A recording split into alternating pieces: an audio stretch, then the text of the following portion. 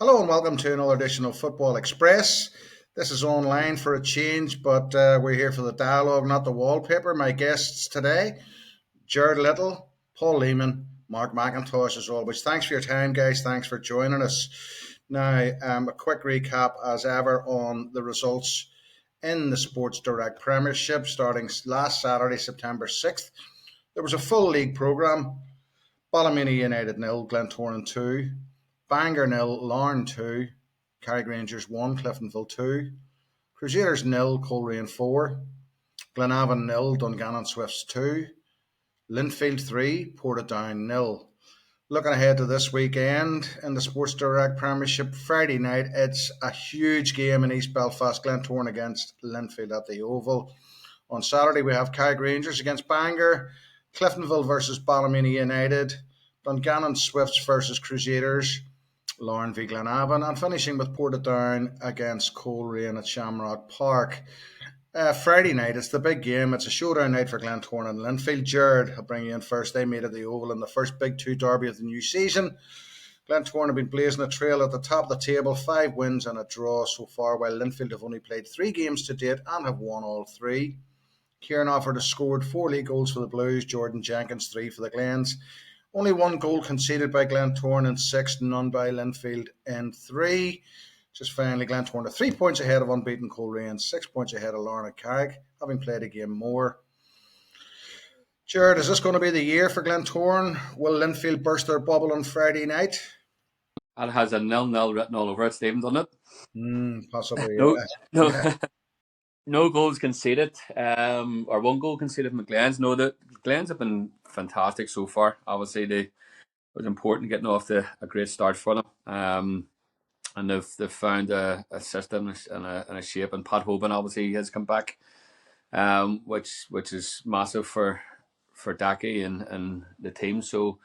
And then Linfield, obviously, we know what Linfield's about. There's a strong start. We played them there a couple of weeks back. It was like a testimonial game, to be fair.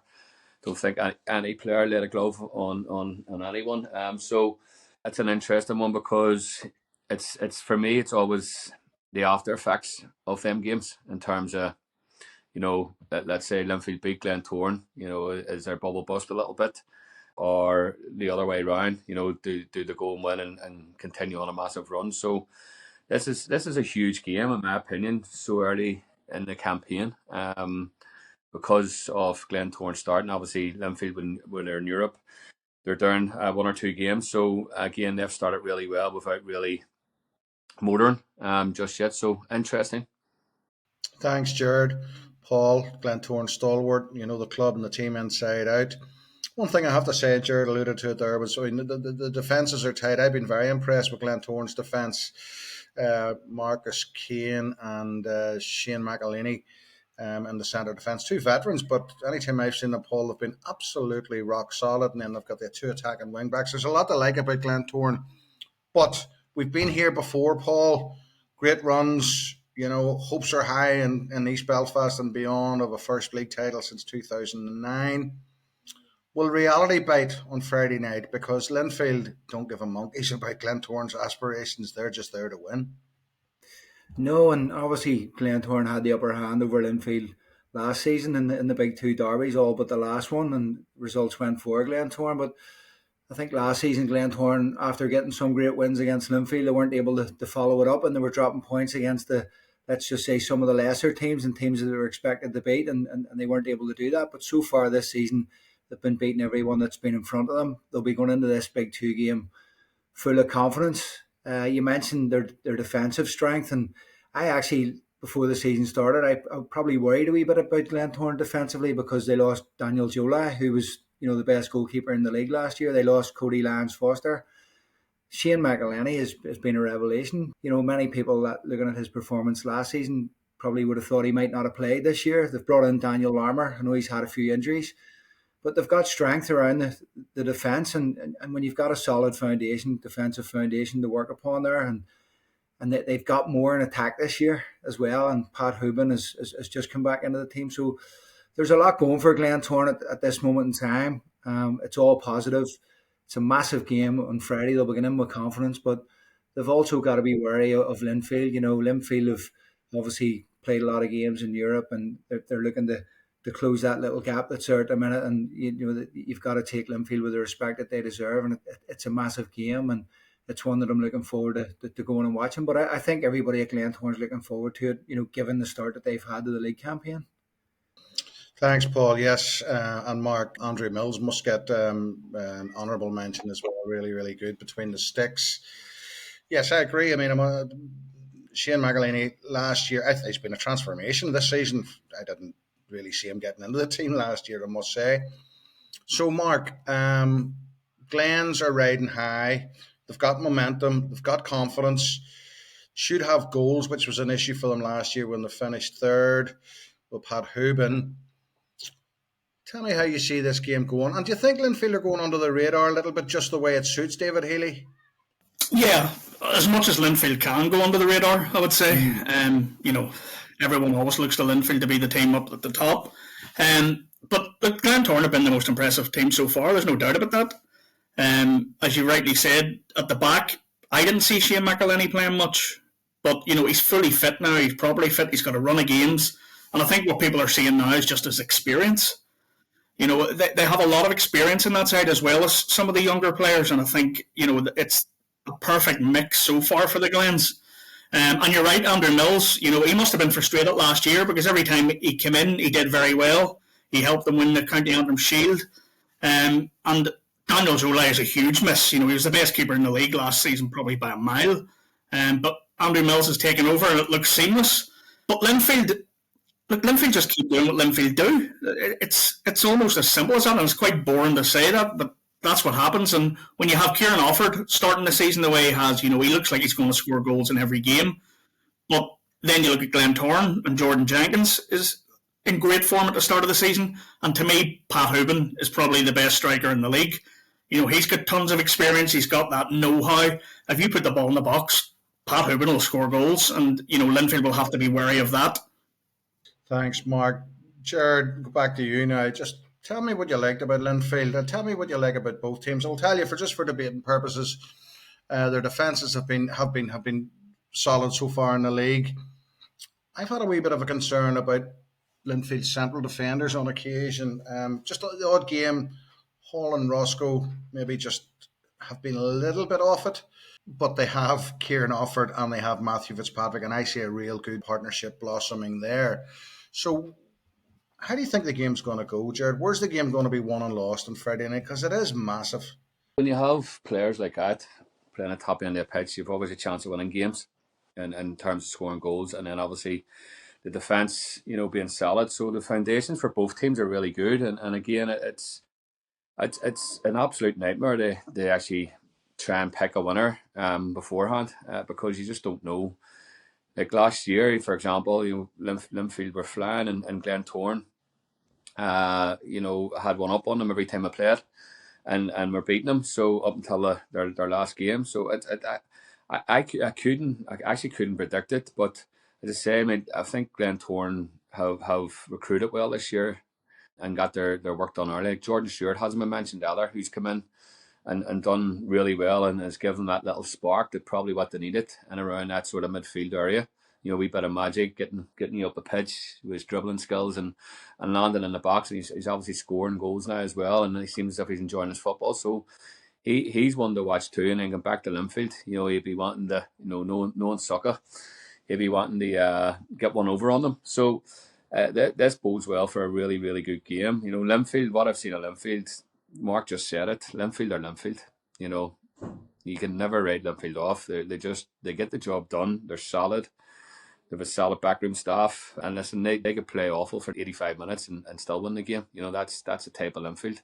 So again, I couldn't predict it, but what I am expecting is a real sort of tactical type of game as well around your shape and stopping key players, I suppose, of trying to influence the game in any way, shape, or form. Thanks, Gerard.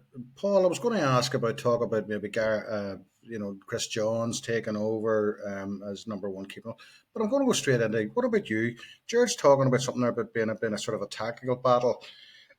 I think there'll be a huge element of blood and thunder because the Glen, it's in East Belfast. The Glen men are really, they're hanging out for a victory over Linfield. They won. Glentoran won the battles last year. Linfield won the war. Now, going from your own experience in Big Two games, Paul, was it a good thing to get your dander up, to get hyped up, to get to get wired in early on, or do you have to maintain some level of discipline?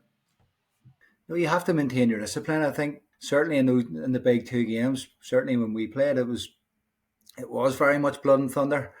The game's changed a lot since then, but I think both teams will have to keep their discipline. It's the first one of the season. It's live on television. Both teams are going really well. Both teams want to get the win, and I think Gerard's right. It'll be tactical early on, and hopefully the game opens up a bit. But it's always a battle. I think who's up for it on the night.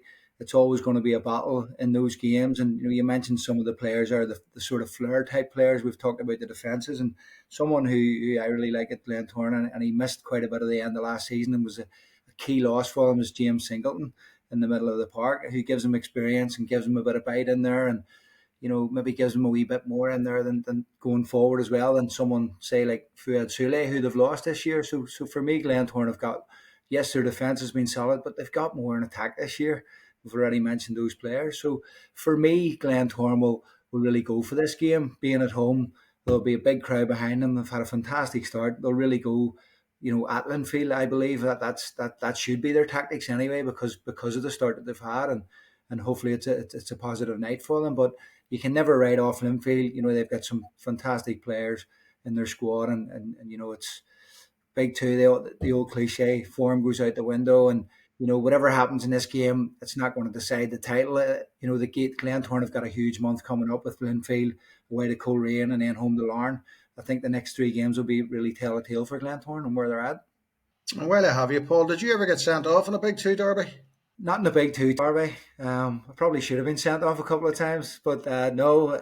But I can remember, certainly as a younger player, Stephen, being involved in these games, and sometimes the emotions and the occasion and the atmosphere getting the better of you.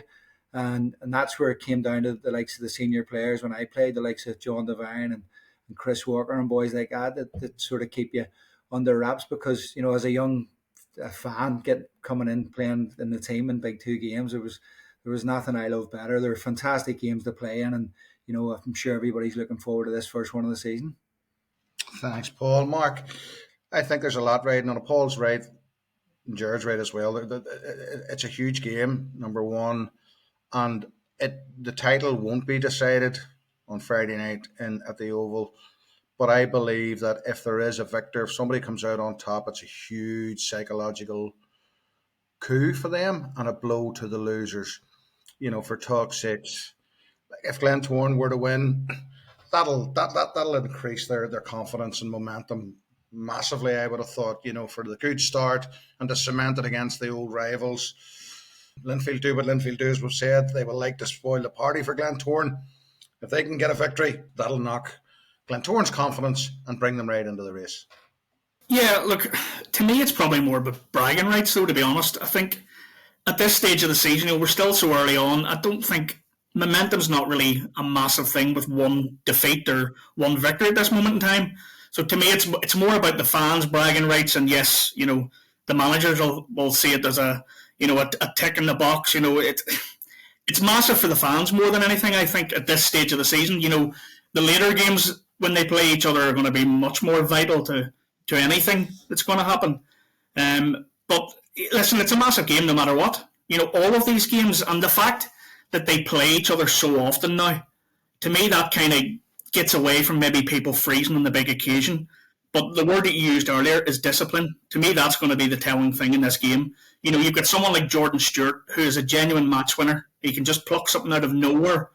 But if he keeps his discipline, because it's going to be a weird night for Succa, I would imagine, as well. We all know how he ended up at Linfield and all of the other things, and maybe some Glenmen were a little bit sort of nervous about him coming back, but he started brilliantly, and if he can keep himself right, and if he just plays what's in front of him, it could be a good night for Glentoran. But to me, I wouldn't get caught up on, if Glentoran lose, it's a major blow to them. But as Leeper rightly said, the vital games that they've got coming up now against some of the big boys, it's going to tell us a lot probably about what shape Glentoran are in, because to me the balance of the team seems so much better this year.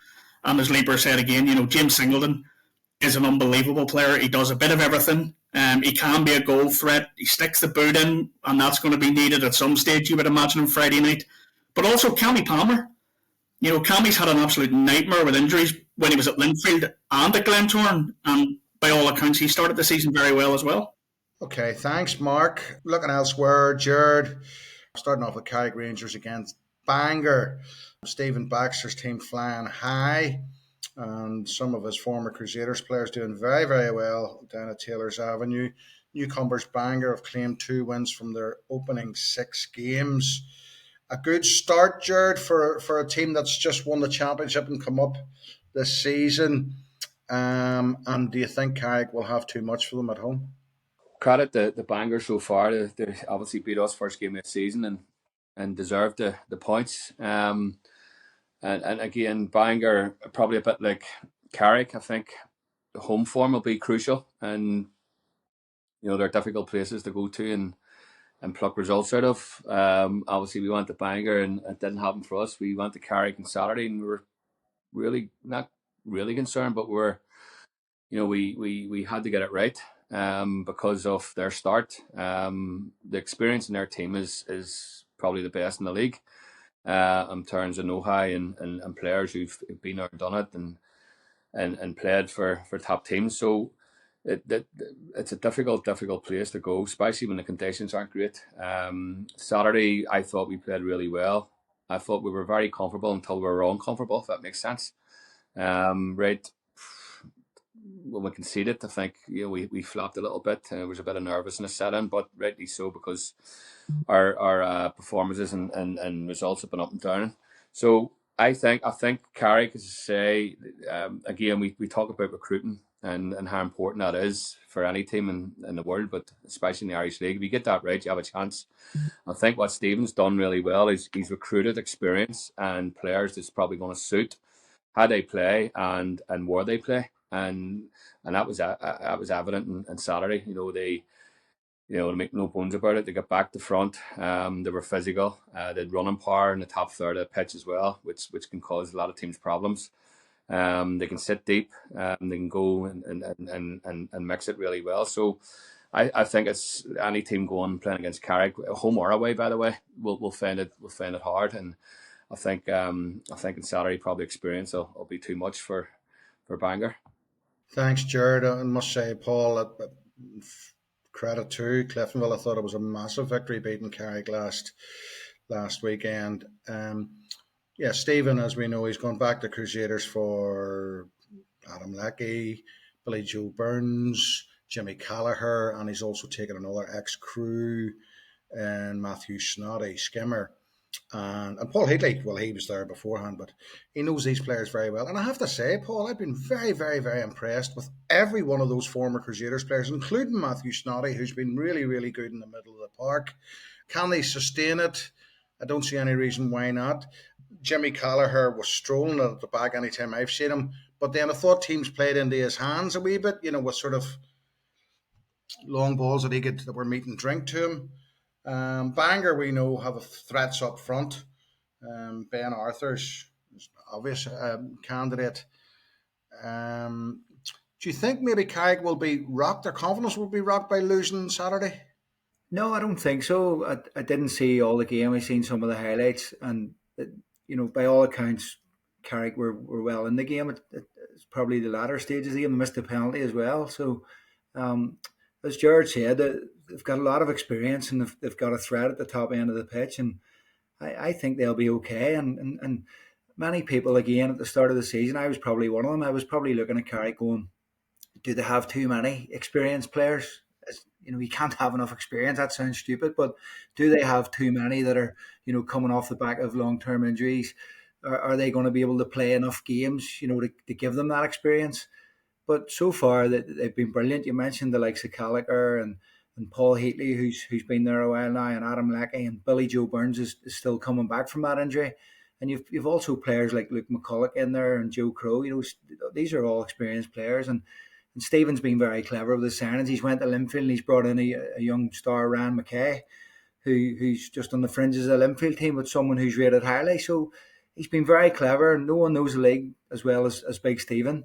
We should never have doubted him. And, they've had a fantastic start. I don't think last Saturday's game will rock them too much. I think they'll be delighted with the start that they've had. And they'll just be looking forward to the next game. And the game at home versus Bangor is a game that they'll be thinking they can go and win. Thank you, Paul. Mark, your thoughts on Carrick against Bangor? Yeah, I pretty much agree with the lads as well. I was a bit concerned about the signings for Carrick before the season started. Exactly like Leeper said there, possibly too much experience. I would still have slight concerns the longer the season goes on. That would become a bigger issue than right now.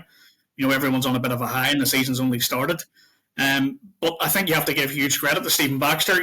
He's shown faith in the boys that he knows, and they're repaying that right now. And as Gerard rightly said, I think for me, Bangor, it was no surprise to me that Bangor actually beat Cliftonville in their opening game because it was at Bangor. I think that's just going to be huge for them all season. And if they're going to stand a good chance of staying up, their home form is going to be absolutely crucial. So I think, for me, Carrick just have that know-how and that experience, and they've got a bit of everything. And I just think home and away, they're just going to be a difficult side for any team to play against. But look, Bangor have quality in their side as well. So if they show up, then you never know. But for me, just that experience of Carrick, to me, I would imagine they'll see it through.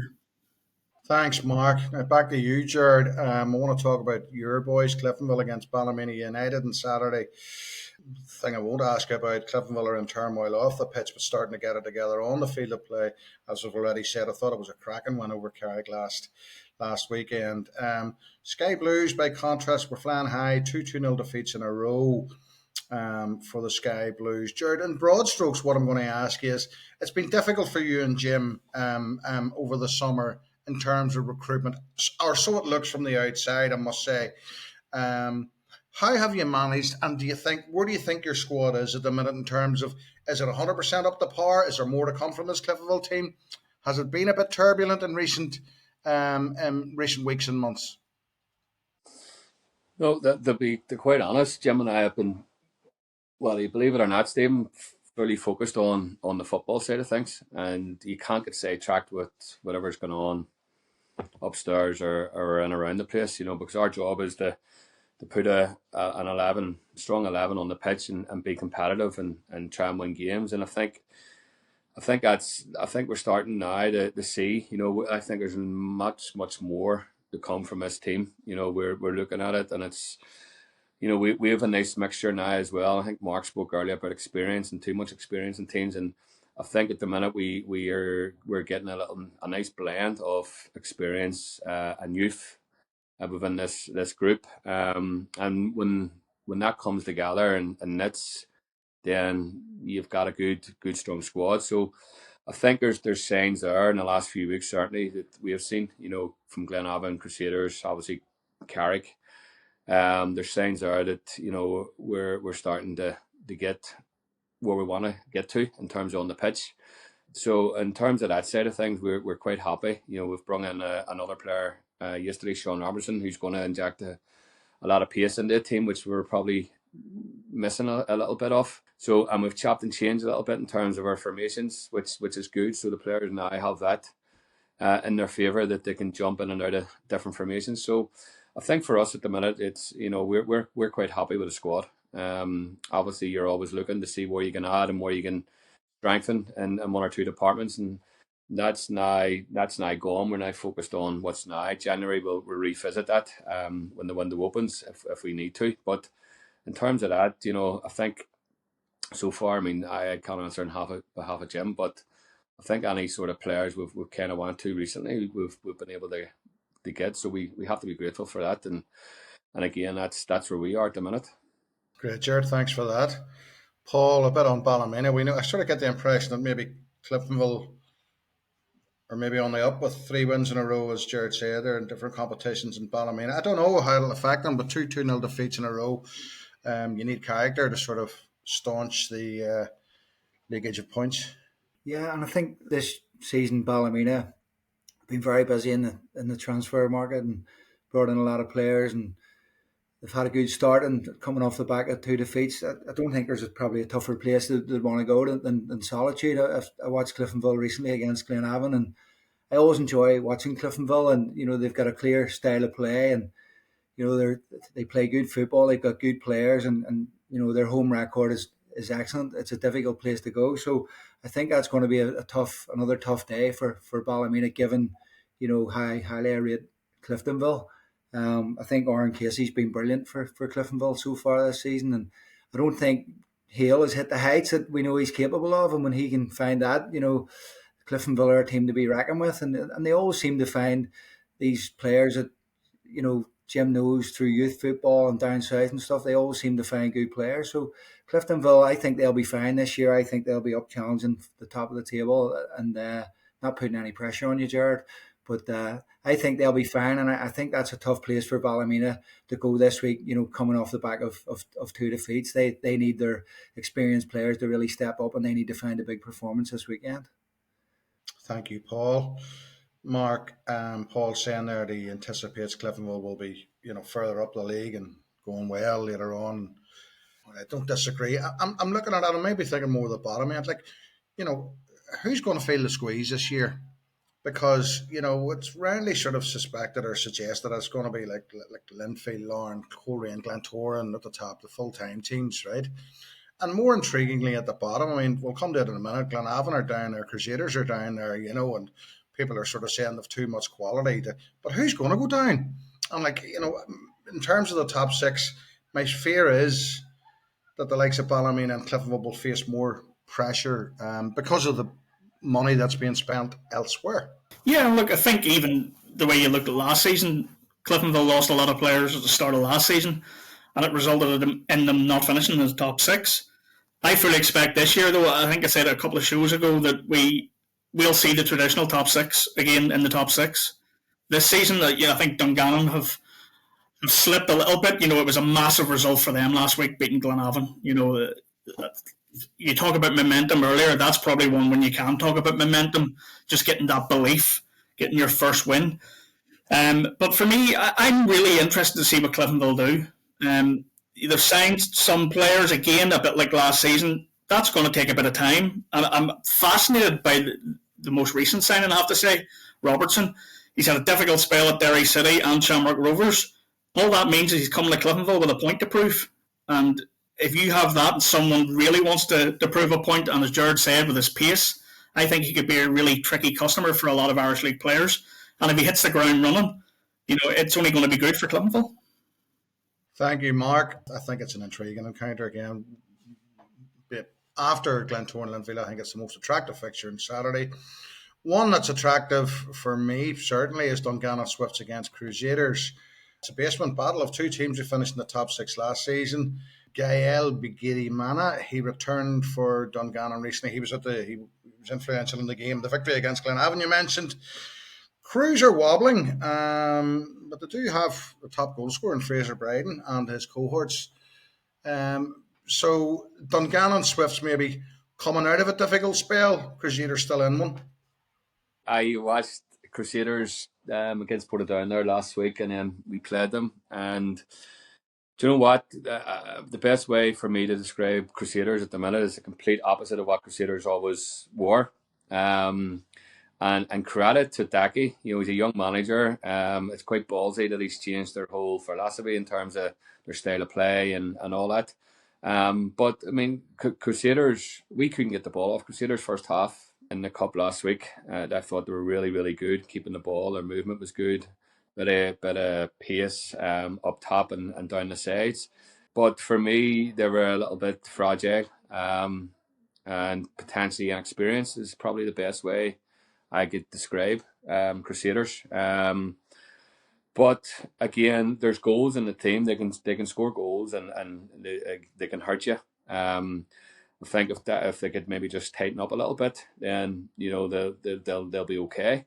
Again, I can't really comment too much on Dungannon. I haven't seen them. I haven't seen much of them. We haven't played them yet. But going by their last year's heroics in terms of how to finish in the league and obviously winning the Irish Cup, I don't think I've lost too much players from last year. In fact, they've gained one or two, and obviously Sean McAllister, who I know who I had in the underage international setup, I thought was a really really good signing. And again, he showed in Europe what he's about. So again, two footballing sides who are going to probably have a little point to prove, and you would imagine it's a team talk. It'll be just win the game. Let's just get points on the table from both managers. Absolutely, Jared. Thank you very much. Paul, you know Crusaders very, very well. You enjoyed a new second lease of life after you left the Oval as a player. See you in your prime. You're exactly the sort of player Crusaders would need in the middle of the park, I would think. Unfortunately, they don't have it. But again, no, you were a good midfielder, Paul. I remember. I'm old enough to remember. Again, this point though about Dungannon and Crusaders, very sluggish starts. Glenavon are rooted to the bottom. And people are going to sort of saying like they did about Brian Clough's Nottingham Forest 34 years ago, too good to go down. But somebody's got to go down. Big game on Saturday.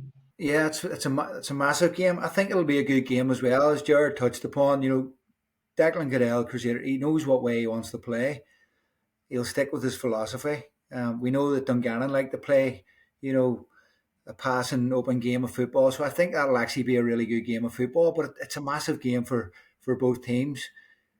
Crusaders are on a bad run of form at this moment in time. They lost heavily to Coleraine last week, but I don't think Crusaders need to be too hard on themselves after last week, because I think Coleraine are, with the firepower that they have and the players that they have and what they've invested in the squad, they're going to beat most teams. So this is a game, but that Declan Goodell has got to be looking at going, we've got to go and try and get some sort of a result this weekend and just try and rally the troops. And equally, Rodney McAree, coming off the back of a victory last week, will be looking to get another one. And it's getting really tight down there around the bottom. And there's some teams that, Dungannon top six last year. Crusaders have always been up around the top six. They're getting dragged into that bottom. Glenavon haven't picked up any points yet. You were talking about that battle at the top and then, but the battle at the bottom being even more interesting, and it certainly is. When you think about some of those big names being down there at this moment in time, every game's nearly a 6-pointer for those teams, and Saturday's going to be no different for Crusaders. And the Crusaders one's a difficult one. As Skin said, they've completely transformed their style. They've lost a lot of experienced players. It's a team in transition, let's just say, and it's. I take my hat off to Declan Goodell, because he's had to put up with a lot in his short time as a manager. He's had to contend with a lot, so many comings and goings within the team, and I'm sure that looking from the outside looking in, the budget's not there what used to be there at Crusaders, so he's had to be very clever in bringing players in from Scotland and on lesser money, and it's a difficult job, and he'll be hoping that their luck can maybe turn a little bit and they can start to get a few more points on the board. Thank you, Paul. Mark, Crusaders, Dungannon, who's going to win? It's a really difficult one. Crusaders haven't been in good form at all. To me, though, it's probably more about a lack of Irish league know-how. That's probably just going to take a little while to click. It's not so much the quality of the players they've brought in. I think we've seen that in flashes. But for me, Dungannon, maybe getting that victory last week is going to give them a huge boost. I would fancy Dungannon just to nick it. Okay, Mark, thanks for that. Appreciate that. Getting towards the end of the show, a couple of fixtures to look at, Jared. We've got Larne against Glenavon and Portadown against Coleraine. We've got two of the fancy teams, Larne and Coleraine, playing two of the mid-Ulster teams. I wonder, has Niall Curry calmed down yet from the decision that went against the Ports at Windsor there last Saturday? It was never a goal, was never over the line, in my opinion, or certainly I don't know how any official could think 100% that was definitely over the line. So, Jared, Larne against Glenavon, Portadown, Coleraine. What chance do you give the two mid-Ulster clubs? Two really difficult games, obviously. You would imagine Larne and Coleraine would be the two favourites. But you just never know. Stephen, in this league surprises you. There's no easy games, and we keep saying it. We say it week in, week out that the games are difficult. Every game, every manager faces, there's always threats and stuff. But Coleraine, let's be honest, Coleraine should be favourites to win the league in terms of their budget and the players they have, we've played them.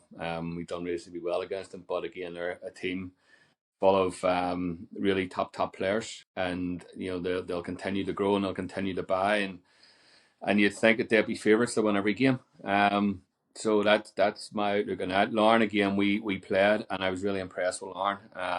In terms of how they played, they changed their formation. Obviously, it was down with the previous manager. It sort of set them up in a 4-4-2 or 4-2-2-4, whatever you want to call it. But they were really good. They were loads of energy. They were aggressive as well, and they tried to play football and sort of higher up in the pitch. Portadown's Portadown. Going down to Portadown is a tough place to go. It's like we spoke about Carrick and Bangor. So you're thinking the pitch should be okay at this sort of part of the season, and it's a good time to play Portadown. And we played them last year, middle of the tail end of the season, and the pitch was really bad. So again, that could play a part on other teams going down there in terms, especially for a possession-based team. So Portadown will give them everything, and obviously Glenavon as well. They need points on the board, so they'll have to find a way somehow of trying to upset Coleraine. Thanks, Gerard. Paul, Larne, I want to pay a bit of credit to Larne. Following on from what Gerard maybe said, there has been turbulence at Inver Park in recent months for sure, over the last almost year, let's say. But maybe, and this is the thing about football that maybe people don't appreciate, and much like Cliftonville, Gerard, there's all this noise going on around, outside, or whatever the issues may be. But it's great to be in a football squad where you're just interested in playing a game of football and winning. You keep all that out. And Larne seem to be doing that very well. They seem to be happy and settled at Larne. So I want you to tell me about that, and also tell me if you think Coleraine are the real deal this season. Have we seen the best of them yet? I think Larne they're probably very lucky to have Gary Haver in there, in the sense that the turmoil of the whole managerial situation last season.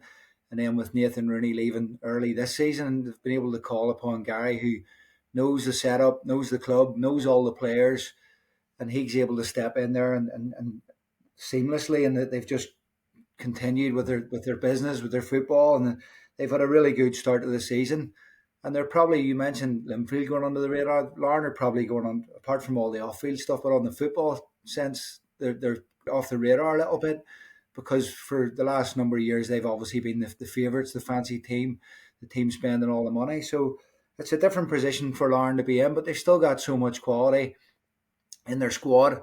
As I said, they've Gary Haver in there who knows how he wants to play, how he wants to set up. Inver's a tough place to go, and I think that game is going to be so difficult for Glenavon. Glenavon have conceded 12 goals and only scored 2, and I think they've lost both their centre halves last week, Barney McKeown and Harry Murphy, who've been playing for them. And they don't have the depth to bring in that sort of same quality of player. And Harry Murphy's a young player, albeit, but I just worry about Glenavon this week. That's a tough one for them to go to Larne. Larne are in a good run of form, as Gerard said. They impressed when they played them a few weeks ago, and they'll be strong favourites at home against a Glenavon team who are really struggling at this moment in time.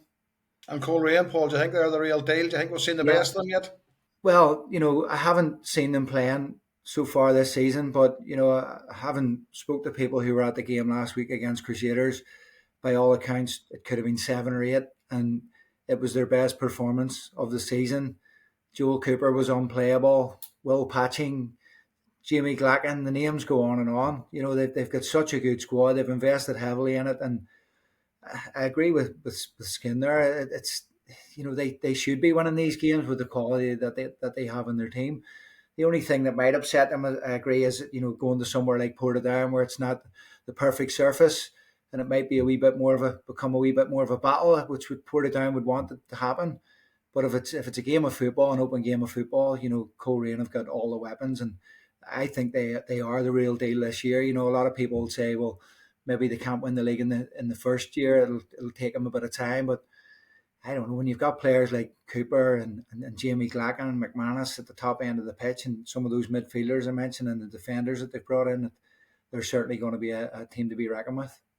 And I think we're going to discuss Coleraine and people, players and teams at the top of the table a lot more in the coming weeks and months. Paul, thank you very much. Mark, I must say I would be fearful for Glenavon.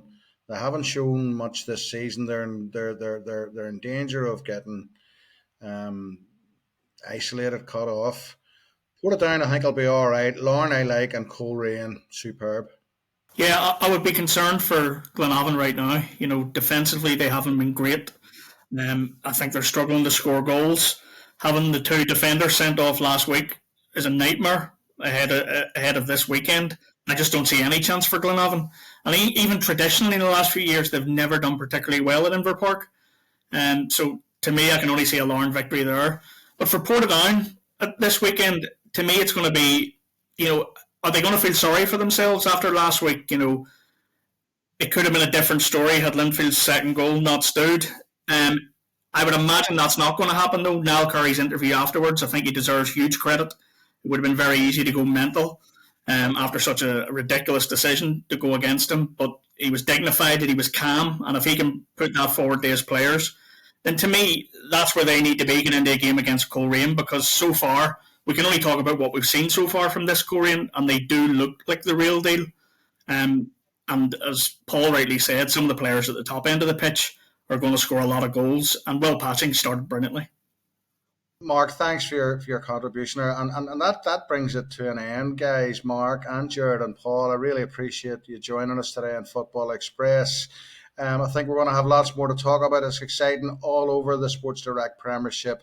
So thank you very much. And thank you to the viewers. Thank you for joining us on Football Express. That's it for now. We'll see you the next time.